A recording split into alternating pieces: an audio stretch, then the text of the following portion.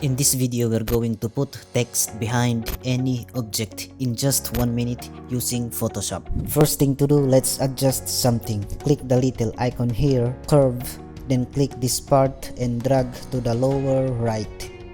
Go to type tool, choose a font style. For me, I'm going to use Acrobat. Then click anywhere in the work area, then start typing.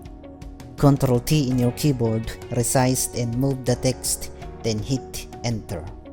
Move this down below the curve layer, right click the text layer and choose rasterize layer. Now click the pen tool and let's lower the opacity of this layer so that it's easy to determine the edge area of this man. Now just click and click and click. Be sure that you are in the right area or right edge of this man or any object.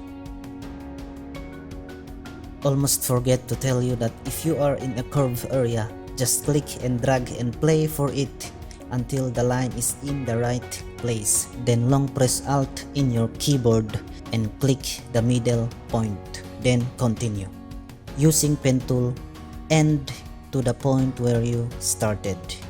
Now right click and choose make selection. Hit OK, then higher the opacity to go back to 100%. Hit backspace in your keyboard and Ctrl D to deselect.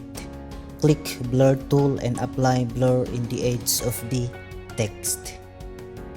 Lastly, let's again adjust something to make it look better. That's 1 minute. See you next tutorial.